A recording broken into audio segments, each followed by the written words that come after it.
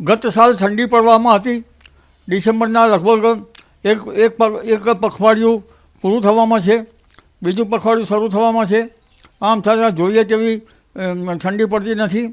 ગઈ સાલ તો ઠંડી હતી, પરંતુ ઉલ્લેખનીય છે કે આ વખતે એક મજબૂત પશ્ચિમ વિક્ષોભ આવતો નથી. જ્યાં સુધી મજબૂત પશ્ચિમ વિક્ષોભ ના આવે ત્યાં સુધી ઠંડી પડી શકે નહીં. પરંતુ હમણાં જે ઠંડી પડતી હતી ક્યારેક ક્યારેક તે એશિયા ખંડના ઠંડા પવનો, પોલરના પવનો ધીરધરમાં ભરતા હતા તેના કારણે પડતી હતી. પરંતુ આમ ને આમ જો ઠંડી નહીં પડે તો હિમાલયમાંથી બરફની ચાદર બને નહીં, અને હિમાલયમાં બરફની ચાદર બને નહીં તો લગભગ હિમાલયમાંથી નીકળતી નદીઓ માટે આગામી દિવસોમાં ખતરો ઊભો થઈ શકે.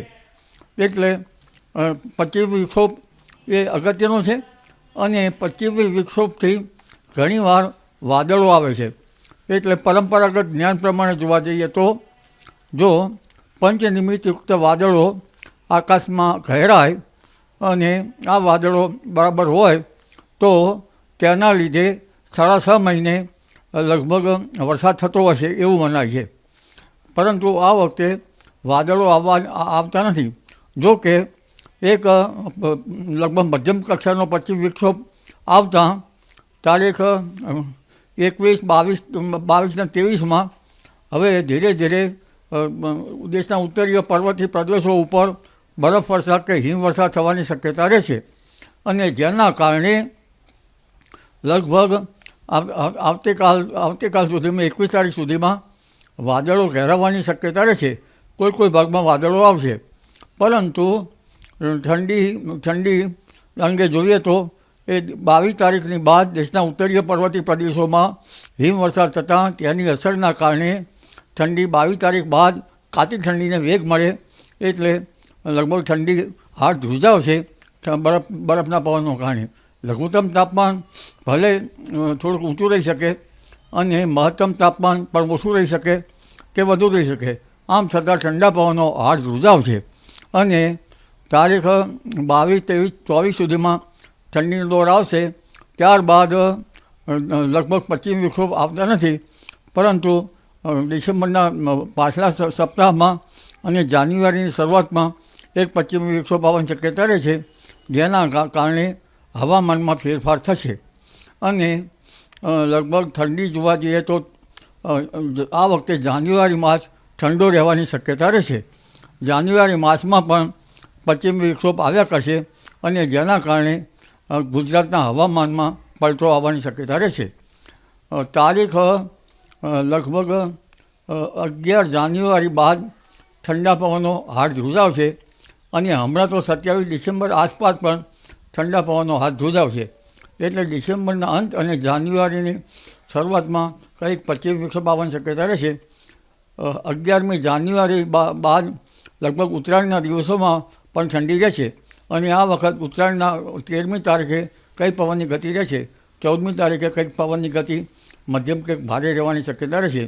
એટલે હળવા ભારે આંચકા વચ્ચે પવનોની ગતિમાં પવન રશિયાઓ નિરાશ થાય તેવું જણાતું નથી.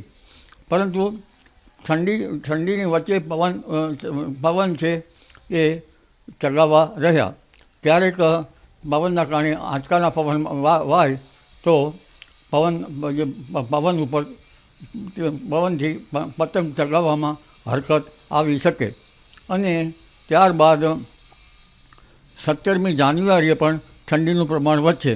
એટલે એક પછી એક આવતા પશ્ચિમ વિક્ષોભના કારણે અને પશ્ચિમ વિક્ષોભ હટી ઠંડી પડશે. હમણાં જે પશ્ચિમ વિક્ષોભ આવ્યો છે તે લગભગ 20, 21, 22 તારીખ સુધીમાં પ્રભાવી રહેશે, અને ત્યારબાદ ઠંડી આવવાની શક્યતા રહેશે. આ વખતે પશ્ચિમ વિક્ષોભ જાણે પાછળ લેટ આવ્યો હોય તેવું જણાય છે. એટલે કદાચ મોસમ લેટ પણ થઈ શકે.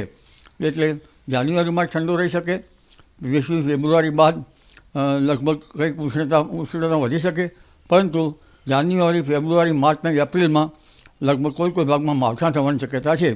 આ માવઠા કોઈ ભાગમાં ગાજવીજ થવાની શક્યતા રહેશે. હમણાં તો તારીખ 21મી ડિસેમ્બરે લગભગ હવામાનમાં પડતો આવે અને વાદળો આવવાની શક્યતા રહે છે. ક્યાંક બૂંદાબૂંદી એટલે કે હળવા છાંટા ક્યાંક પડી શકવાની શક્યતા આગામી 21-22 તારીખમાં રહેશે. જી, પશ્ચિમી વિક્ષોભના લીધે લગભગ હમણાં કંઈ ને કંઈ જાણા અજાણ્યા બળોના કારણે પશ્ચિમી વિક્ષોભ આવતા નથી બરાબર. અને પશ્ચિમી વિક્ષોભ આવે તે જરૂરી છે, કારણ કે હિમાલયના ઉત્તરીય ભાગોમાં બરફવર્ષા થાય તો જમ્મુ કાશ્મીરમાં પણ બરફવર્ષા થાય અને સહેલાણીઓને આ બાબતે કંઈક હવામાન સાનુકૂળ રહેતા લગભગ જમ્મુ કાશ્મીર તેમજ ઉત્તર ભારતના ભાગોમાં કંઈક અંશે હોંશભર્યા લગભગ પર્યટકો રહી શકે.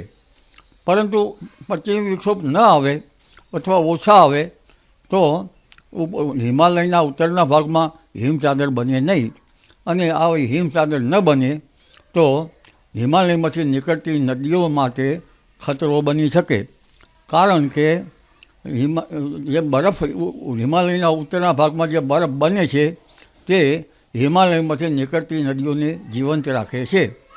અને કોઈ જાણ્યા અજાણ્યા કોઈ બળોના કારણે જો પશ્ચિમી વિક્ષોભ જાન્યુઆરી ફેબ્રુઆરીમાં ત્યાં સુધીમાં ન આવે તો બરફ ઓછો પડે, અને આવું આગામી વર્ષોમાં કદાચ બની શકે તો હિમાલયમાંથી નીકળતી નદીઓ માટે જળ પ્રવાહ ઘટતા ખતરો પણ બની શકે.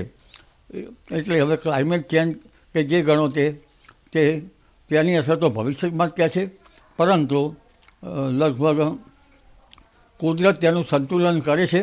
એટલે કુદરતની સંતુલન થતાં લગભગ થાય તો ઉત્તર ભારતમાં બરફ છવાય.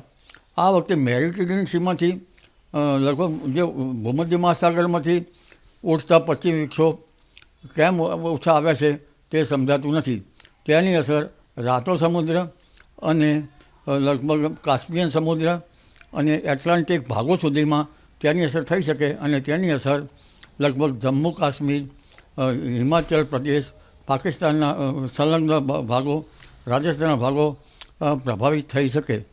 અને જો આ પશ્ચિમી વિક્ષોભ ઘણી વખત ઘઉં જેવા પાકોમાં પિયતનું પણ બચાવ કરતા હોય છે. અને આવું રહ્યું તો રવિ મોસમ માટે અત્યારે હાલ તો વાતાવરણ સારું છે, પણ કંઈક અંશે તેના ઉપર અસર થઈ શકવાની શક્યતા રહે. જી.